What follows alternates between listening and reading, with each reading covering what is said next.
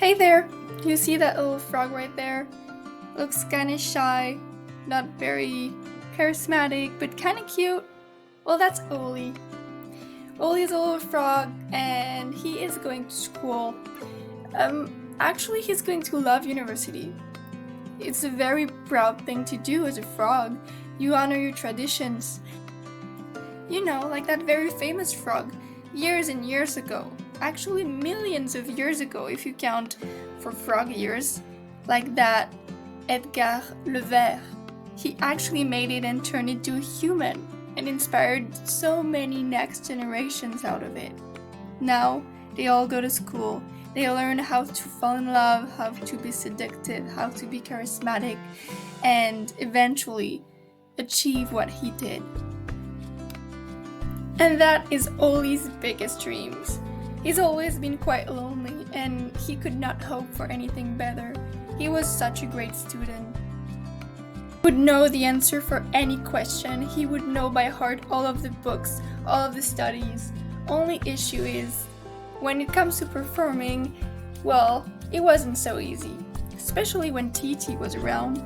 TT was so handsome and athletic and charismatic. How can you compete with that? TT sure didn't need any study. He just had to give that handsome smile, maybe a little wink, and that's it. All done, all clear. If only Oli could be that cool, that handsome, so easily. If only. But no, he had to work hard. And so he did. He worked really, really hard. Day and night, night and day, all day, every day.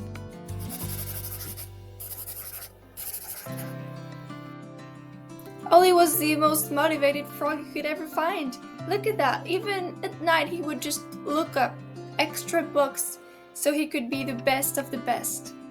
And finally, these efforts paid off. He made it. He was ready to go out into the wild and find love. The very last step he needed to get his diploma.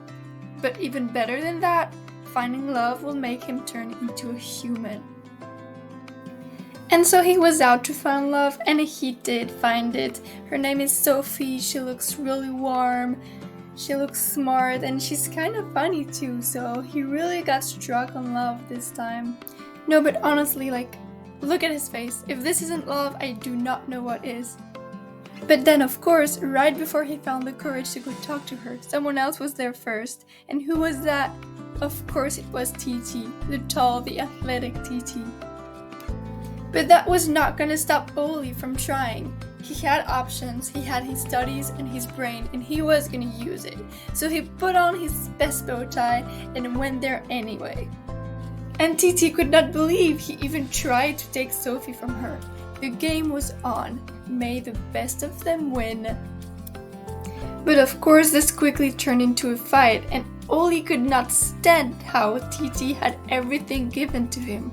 And so he went there and told him what he really thought. They started fighting in front of Sophie, which bored her really quickly. Honestly, it would be the same for me as well.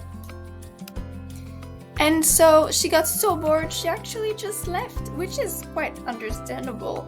But once Oli noticed she was gone, it was too late. They both started to run after her for a long time, but it was useless. She was human and they were frogs, and the distance was far away.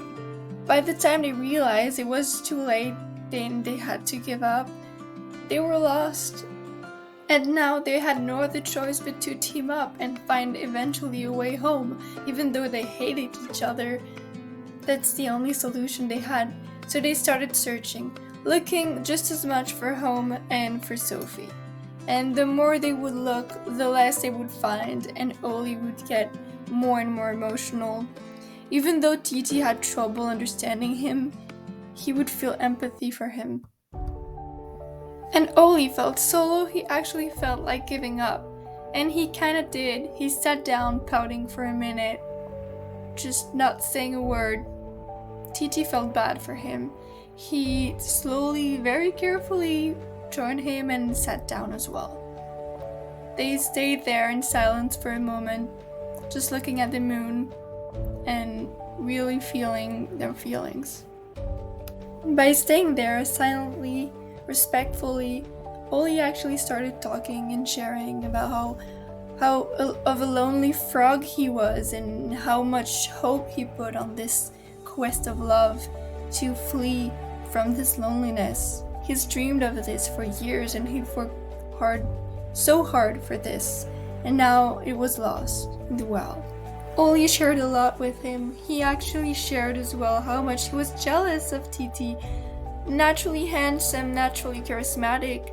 All he had to do was work and work to get through something, and Titi, just nothing. He's got it all. Titi was very surprised and flattered too, because in his head it was the other way around. Oli was so smart and the best of the class, and he would get the best grades, and Titi felt so insecure about working at school and he would not get any good grades at all. He actually admired Oli and was jealous of him too. How could he be so successful on paper when Titi tried? It was a pure disaster. And so they just started complimenting each other, and Oli was so touched by Titi's opinion. He would have never thought who could be jealous of him, the old weird smart frog he was. And so these tears dried up and then turned into smiles and then turned into laughs, and they were ready to be back on the road together.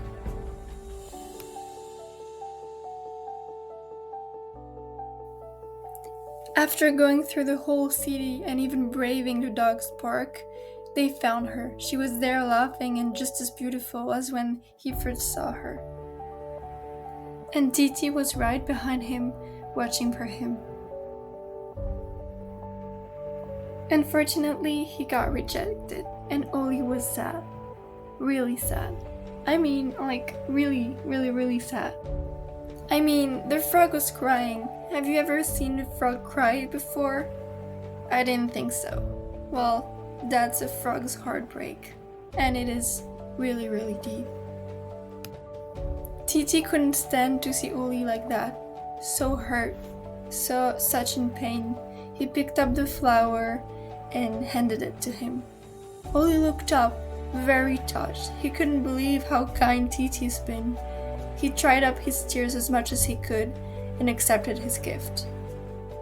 And then, all of a sudden, Oli's body started lighting up like the sun. He was full of light, all of his body covered. Same for Titi. They were full of sun. The magic was working, and once it was over, Oli fell back down on the ground. And then he looked at Titi, and Titi looked at Oli. They were human. How could that be possible? There was no kiss, there was no princess, there was no human, and yet they were looking into each other's eyes and each other's face. They both were tall, the grass was small, and they had noses in the middle of their faces. They were frozen in disbelief, and then it clicked. The flower broke the spell. Yes, there was no human, no princess, no spell, and yet the flower was a real proof of love. It was no romance, it was not a kiss, but it was love, and it was true. Maybe they didn't find a solution to breaking their spell, but the solution found them. It was there all along, them building that friendship, working to appreciate each other, to listen to each other, and to build a truly strong relationship based on appreciation of each other. Edgar Levert was right. You only needed a proof of love to turn into a human. They were chasing love, but love was there all along.